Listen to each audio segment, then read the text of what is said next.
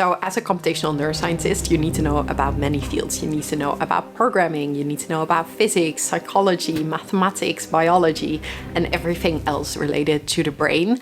And what I've noticed over the last few years is that this is probably the biggest obstacle for people getting into the field, but also the biggest benefit once you're in the field. Because if you can work in an interdisciplinary field such as neuroscience, I really believe you can almost work anywhere. So in this video, I kind of want to explain to you how you can get into the field, how you can learn from this interdisciplinary field and kind of feel comfortable within it. So let's get straight into it. So I want to start this video by saying that to learn everything that there is to know within the field of neuroscience, and specifically computational neuroscience, would be almost virtually impossible, because neuroscience is built up out of a lot of fields that have a wide, complex history, and they also all look at the brain in a slightly different manner.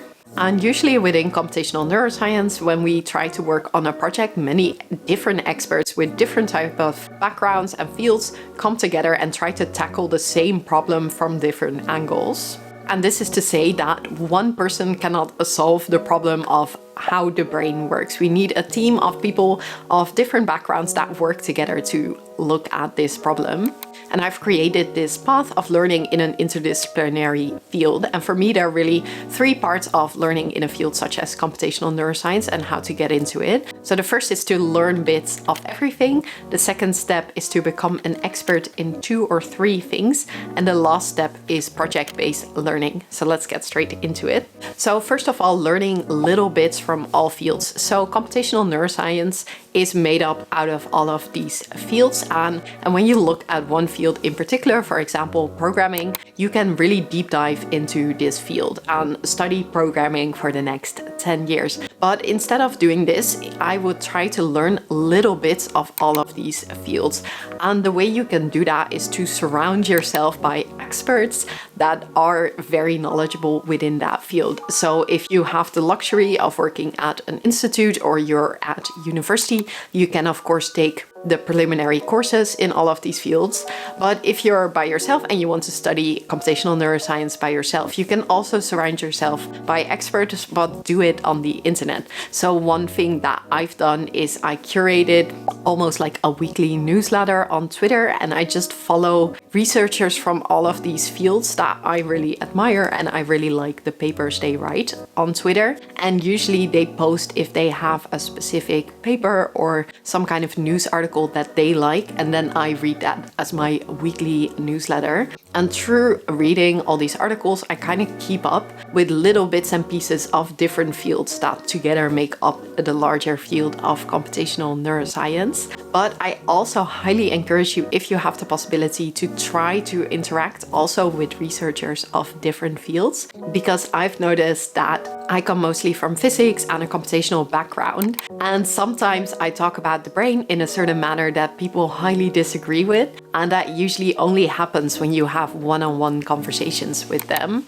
So the second part that I kind of see in learning in this interdisciplinary field is to really specialize in 2 or 3 skills. Because what I see a lot is that when new students come into computational neuroscience, that they kind of try to become a jack of all trades. But what I think is actually better is to become really good at the thing that you're known for. So for example, if you have a background in psychology and you work in an interdisciplinary team, it's good that you really are the expert in your particular field of psychology. Or for example, if you have studied computer science, it's really good if you're an expert at programming. So for example, something that I think I add a little bit to my team is that I'm relatively okay at programming, and I'm also relatively okay with some of the mathematics and more physics related fields, such that if anyone in my team is struggling with this, I can help with that.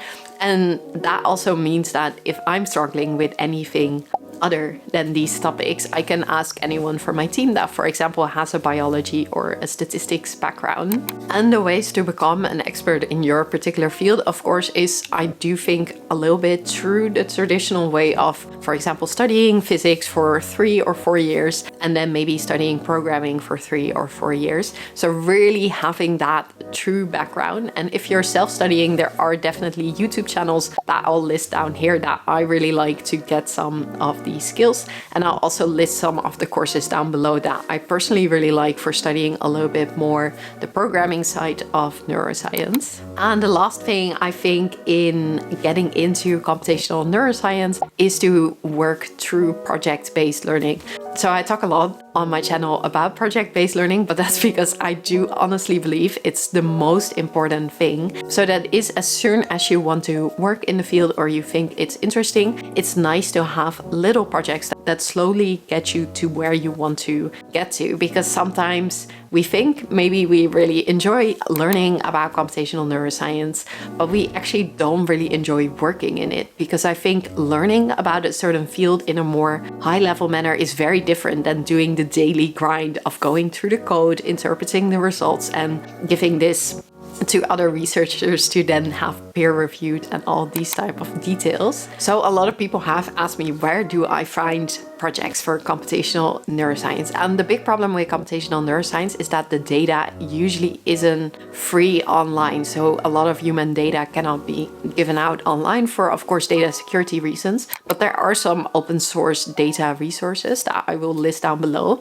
And one of the things that I really like lately that I've heard, also recommended to students, is try to replicate the results that other researchers get. So for example, if you read a paper and you see that they highlight some kind of correlation between the prefrontal cortex and the hippocampal area and perhaps depression, a good thing to do is to think about how you could replicate it if you have the data, and maybe if you have some dummy data or some data that is publicly available, you could try to replicate the results. And also, if you don't have the real data, you can also try to replicate a result with simulated data, because then you at least get the computational experience without having the true data. And I think then following up from this, a good way to think is about what would be the next question that I would ask or want to think about following this tiny project that I did.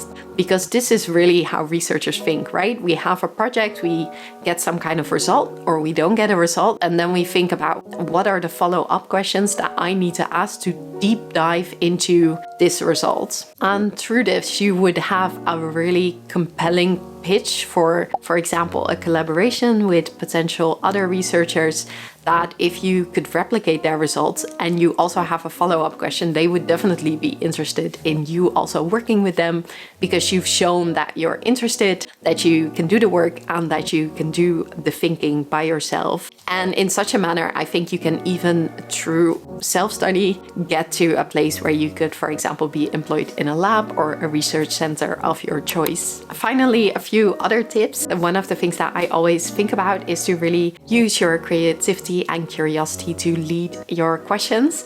So if you read a paper and you really feel that you're curious, I would definitely always follow that path, because that is usually what makes research the most fun and what makes it the most engaging. So another thing that I would definitely recommend if you want to be in an interdisciplinary field is to be humble about your expertise and always listen to your fellow colleagues and peers, because we all in neuroscience come from different fields and we usually have very different ways of looking at the same problem. And sometimes maybe you think a concept that you've learned in your bachelor's is super easy to understand, but for someone that comes from a very different background, that may be not that intuitive. And the same could be true in the opposite direction, that you have something that you think is very difficult, but someone from a different background finds very easy. And that's why I think it's always good to stay humble and ask questions, and also to be patient when you're explaining things or when you try to rethink about your basic assumptions that may or may not be true for the brain.